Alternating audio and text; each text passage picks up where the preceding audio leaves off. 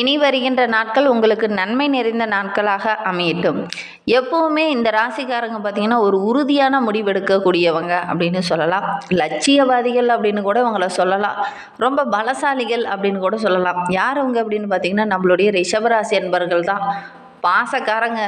ஒருத்தர் மேலே பாசம் வச்சுட்டா அவங்களுக்காக எல்லாத்தையுமே செய்யக்கூடியவங்க. இயற்கையின் மீதும் பெத்த தாய் தந்தையார் மேலும் அதிக அன்பு கொண்டவங்க அப்படின்னு அவங்கள சொல்லலாம். உறவுகளுக்கு ரொம்ப முக்கியத்துவம் கொடுக்கக்கூடியவங்க. ஆனால் வெளியில் வந்து அன்பை வெளிப்படுத்த மாட்டாங்க. கல் நெஞ்சக்காரண்டா அப்படிங்கிற மாதிரி சொல்லுவாங்க. அந்த அளவுக்கு இவங்க கொஞ்சம் கல் நெஞ்சமாக இருந்தாலும் உறவுகள் மீது அதிகம் பாசம் வைத்திருக்கக்கூடியவங்களாம் இந்த ரிஷபராசி அன்பர்கள் இருப்பாங்க. இவங்களுக்கு அடுத்து வருகின்ற 7 நாட்களும் எப்படி அமைந்திருக்கு அப்படிங்கிறத இந்த வீடியோவில் விளக்கமாக சொல்லியிருக்கோம். நிச்சயமாக இந்த வீடியோ உங்களுக்கு பயனுள்ளதாக தான் இருக்கும். அதனால் வீடியோவை கடைசி வரைக்கும் பாருங்கள். நீங்கள் இப்போ தான் ஃபஸ்ட் டைமாக நம்ம சேனலை பார்க்குறதா இருந்தால் நம்ம சேனலை சப்ஸ்கிரைப் பண்ணிவிட்டு கூடவே இருக்கிற பெல் ஐக்கானையும் கிளிக் பண்ணிக்கோங்க. அப்போ தான் நாங்கள் போடுற ஒவ்வொரு வீடியோவுமே உங்களுக்கு நோட்டிஃபிகேஷனாக வரும். நீங்கள் ரிஷபராசி அன்பராக இருந்தால் மறக்காமல் நம்மளுடைய சேனலுக்கு ஒரு லைக் கொடுத்துட்டு உறவுகள் வகையிலையோ அல்லது நண்பர்கள் வகையிலையோ யாராவது ரிஷபராசி அன்பர்கள் இருக்காங்கன்னா மறக்காமல் இந்த வீடியோ அவங்களுக்கும் ஷேர் பண்ணிவிடுங்க. சரி, வாங்க நம்மளுடைய ரிஷபராசி அன்பர்களுக்கு அடுத்து வருகின்ற நாட்கள் எப்படி இருக்குது அப்படிங்கிறத பார்க்கலாம். உங்களுக்கு ஜோதிட ரீதியாக ஏதாவது சந்தேகம் இருக்குது அப்படின்னா டிஸ்கிரிப்ஷனில் நம்பர் கொடுத்துருக்கேன். அந்த நம்பருக்கு கான்டாக்ட் பண்ணி முன்பதிவு செய்துக்கோங்க. உங்களுடைய சந்தேகங்களுக்கு நல்ல ஒரு தீர்வு கிடைக்கும். அன்பால் அனைவரையும் கவரக்கூடியவங்கன்னா இந்த ரிஷபராசி அன்பர்களை சொல்லலாம். உங்களுடைய ராசிநாதன் சுக்கிரன் உங்களுடைய ராசிக்கு 11ல் உச்சம் பெற்று சஞ்சரிப்பது ரொம்ப யோகமான அமைப்பு அப்படின்னு சொல்லலாம். வருகின்ற நாட்கள் நம்மளுடைய ரிஷபராசி அன்பர்களுக்கு வாழ்க்கையில் நல்ல ஒரு முன்னேற்றத்தை கொடுக்கக்கூடிய நாட்களாக அமைந்திருக்கு அப்படின்னே சொல்லலாம். உங்களுடைய வாழ்வில் இருந்த பிரச்சனைகள் தடைகள் அனைத்திலிருந்துமே உங்களுக்கு ஒரு விடுதலை கிடைக்க போகுது அப்படின்னு கூட சொல்லலாம். இனி நீங்கள் வெளிச்சத்துக்கு வர போகிறீங்க. உங்களுடைய எண்ணங்கள் எல்லாமே நிறைவேறக்கூடிய நாட்களாக வருகின்ற நாட்கள் நம்மளுடைய ரிஷபராசி அன்பர்களுக்கு அமைந்திருக்கு அப்படின்னே சொல்லலாம். நீண்ட நாளாக ஒரு பிரச்சனை அதில் சிக்கிட்டு இருந்தீங்க அப்படின்னா அந்த பிரச்சனையிலேருந்து வெளி வரக்கூடிய காலகட்டமாக வருகின்ற நாட்கள் அமைந்திருக்கு அப்படின்னே சொல்லலாம். நீண்ட நாளாக ஏதாவது ஒரு பொருள் மேலேயோ அல்லது ஒரு இதோ ஒரு ஆடையோ வாங்கணும் அப்படின்னு நினச்சிங்கன்னா அதெல்லாம் வாங்கக்கூடிய யோகம் இருக்குது. நீண்ட நாள் ஆசை நிறைவேறக்கூடிய காலகட்டம் அப்படின்னா இந்த ரிஷபராசி அன்பர்களுக்கு இந்த வாரத்தில் அமைந்திருக்கு. உங்களுடைய முயற்சிகள் எல்லாமே வெற்றியாகக்கூடிய காலகட்டமாக இது அமைந்திருக்கு அப்படின்னே சொல்லலாம். குடும்பத்தில் இருந்த பிரச்சனைகளும் ஓரளவுக்கு குறைஞ்சி குடும்பத்தில் நல்ல ஒரு மகிழ்ச்சி நிறைந்த நாட்களாக வருகின்ற நாட்கள் நம்மளுடைய ரிஷபராசி அன்பர்களுக்கு அமைந்திருக்கு. பொருளாதார நிலை படிப்படியாக உயர ஆரம்பிக்கும். அதனால் அவர்களும் கடன் பிரச்சனையினால் பாதிக்கப்பட்டு இருந்தவங்க, குடும்பத்தில் குழப்பம் செய்ய முடியல நான் குழம்பி போயிருக்கேன் அப்படின்னு இருந்தவங்களுக்கெல்லாம் நல்ல ஒரு தெளிவு கிடைக்கக்கூடிய நாட்களாக வருகின்ற நாட்கள் அமைந்திருக்கு அப்படின்னே சொல்லலாம். சகோதரராலேயோ அல்லது சகோதரி மூலியமாகவோ நல்ல ஒரு ஆதாயம் கிடைக்கும். வெளியூர் பயணங்கள் எல்லாமே உங்களுக்கு சாதகமாக அமையக்கூடிய காலகட்டமாக அமைந்திருக்கு. வீடு வண்டி வாகனம் இதெல்லாம் வாங்கக்கூடிய யோகம் இருக்குது. அதே மாதிரி ஒரு சிலர்லாம் வீட்டோட அதாவது புனரமைப்பு பணிகள்லாம் இந்த டைம் செய்யக்கூடிய யோகம் இருக்குது.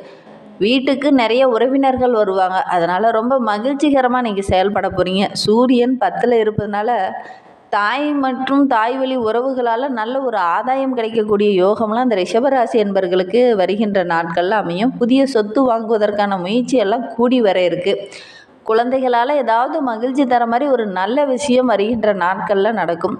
பூர்வீக சொத்து விஷயங்கள்லாம் உங்களுக்கு சாதகமாக அமைய இருக்குது அப்படின்னே சொல்லலாம். தெய்வத்தோட அருளும் உங்களுடைய முன்னோர்களுடைய அருளும் பரிபூரணமாக இந்த டைமு கிடைக்கிருக்கு அப்படின்னே சொல்லலாம். உத்தியோகத்தில் இருக்கிறவங்களுக்கு நல்ல ஒரு மாற்றமும் முன்னேற்றமும் நிறைந்த நாட்களாக வருகின்ற நாட்கள் இருக்குது அப்படின்னே சொல்லலாம். ரொம்ப உயர்வான காலகட்டம் நம்மளுடைய ரிஷபராசி என்பர்களுக்கு வருகின்ற நாட்கள் அமைந்திருக்கு அப்படின்னே சொல்லலாம். உத்தியோகத்தில் ஒரு சிலருக்கெல்லாம் சக ஊழியரால் சின்ன சின்ன பிரச்சனைகள் இருந்திருக்கும். அந்த பிரச்சனை எல்லாமே படிப்படியாக குறைந்து நிறைய நன்மைகள் இனி கிடைக்கிறதுக்கு அப்படின்னே சொல்லலாம். அலுவலக சூழ்நிலை நல்ல ஒரு மாற்றத்தை கொண்டு வரும். ஏன்னா இதனால் வரைக்கும் வேலை செய்கிற இடத்துல நிறைய பிரச்சனைகள் வெள்ளங்கங்களை நீங்கள் சந்திக்கக்கூடிய ஒரு சூழ்நிலை இருந்திருக்கும். இனி அது எல்லாம் மாற இருக்குது அப்படின்னே சொல்லலாம். உடல் ஆரோக்கியத்தில் இருந்த பிரச்சனையும் படிப்படியாக குறைய ஆரம்பிக்கும். கணவன் மனைவிக்குள்ளே கூட சின்ன சின்ன கருத்து வேறுபாடுகள்லாம் ஏற்பட்டு ஒருவருக்கொருவர் பிரிந்து செல்லலாமா அப்படிங்கிற எண்ணத்துக்கு கூட வந்திருப்பீங்க. அது எல்லாமே இனி மாற இருக்குது அப்படின்னே சொல்லலாம். ஒருவருக்கொருவர் விட்டு கொடுத்து அனுசரித்து செல்வீங்க. அதனால் மகிழ்ச்சி நிறைந்த நாட்களாக வருகின்ற நாட்கள் நம்மளுடைய ரிஷபராசி அன்பர்களுக்கு அமைந்திருக்கு அப்படின்னு சொல்லலாம். இருப்பினும் எந்த ஒரு விஷயத்தையும் ரொம்ப நம்பிக்கையாக செயல்படுவீங்க. என்னால் இதை சாதிக்க முடியும் அப்படிங்கிற மாதிரி அடித்து சொல்லுவீங்க. அது எல்லாமே உங்களுக்கு சாதகமாக அமைய இருக்குது அப்படின்னே சொல்லலாம். ஜென்மத்தில் குரு சஞ்சரிப்பதனால எதுலேயுமே கொஞ்சம் பொறுமை இருக்கிறது நல்லது. மற்றவங்கக்கிட்ட கொஞ்சம் கலந்து ஆலோசித்து முடிவெடுத்தீங்க அப்படின்னா அது எல்லாமே உங்களுக்கு சாதகமாக அமைய இருக்குது அப்படின்னே சொல்லலாம். உங்களுடைய தந்தையாரோட உடல்நலத்தில் ஏதாவது சின்ன சின்ன பாதிப்புகள் வர்றதுக்கான ஒரு சூழ்நிலை இருக்குது. அதனால் இந்த ரிஷபராசி அன்பர்கள் உங்களுடைய தந்தையாரோட உடல்நலத்தில் கொஞ்சம் கவனம் செலுத்துங்க. சின்னதாக ஒரு பிரச்சனை அப்படின்னா கூட உடனடியாக மருத்துவரை அணுகி அதற்கான சொல்யூஷன் பெற்றுக்கோங்க. இல்லை அப்படின்னா சின்ன சின்ன பிரச்சனைகளை சந்திக்க வேண்டிய ஒரு சூழ்நிலை இருக்குது. வெளியூர் வெளிநாடு செல்லலாம் அப்படின்னு ஆசைப்பட்றவங்க கண்டிப்பாக முயற்சி பண்ணுங்கள். வெளியில் செல்லக்கூடிய யோகம்லாம் இருக்குது. நண்பர்கள் உங்களுக்கு பக்கபலமாக இருப்பாங்க. நண்பர்கள் மூலிமா நிறைய உதவிகள் வருகின்ற நாட்களில் கிடைக்கும். அதே மாதிரி உங்களுக்கு சந்திராஷ்டமம் அப்படின்னு பார்த்தீங்கன்னா பிப்ரவரி 24, 25, 26லலாம் உங்களுக்கு சந்திராஷ்டமம் இருக்குது. அன்றைய தினம் நீங்கள் புதிய முயற்சி எதுலேயும் ஈடுபட வேண்டாம். இன்னுமே உங்களுடைய வாழ்க்கை சிறப்பாக அமையணும், நாங்கள் பிரச்சனையை தான் சந்திச்சிட்டு இருக்கோம் அப்படின்னு நினச்சிங்கன்னா ஸ்ரீ ரங்கநாதரை வெள்ளிக்கிழமை தோறும் சென்று வழிபட்டுட்டு வாங்க. உங்களுடைய வாழ்க்கையில் உள்ள பிரச்சனைகள் படிப்படியாக குறைய ஆரம்பிக்கும். அதே மாதிரி வெள்ளிக்கிழமை தோறும் அன்னை மகாலட்சுமி தாயாரை தொடர்ந்து வழிபட்டுட்டு வாங்க. நல்ல ஒரு மாற்றம் வரும். நம்பிக்கையோடு இந்த 2 விஷயத்தையும் செஞ்சுட்டு வாங்க. நல்ல ஒரு மாற்றம் உங்களுடைய வாழ்க்கையில் வர்றதுக்கு நீங்கள் இந்த 2 விஷயத்தையும் தொடர்ந்து செஞ்சு பாருங்கள். ஒரு 9 வாரம் செஞ்சு பாருங்கள், நல்ல ஒரு முன்னேற்றம் கிடைக்கும். சரி, இந்த ரிஷபராசியில் பிறந்த 3 நட்சத்திரக்காரர்களுக்குமே அடுத்து வருகின்ற 7 நாட்களும் எப்படி இருக்குது அப்படிங்கிறத பார்க்கலாம்.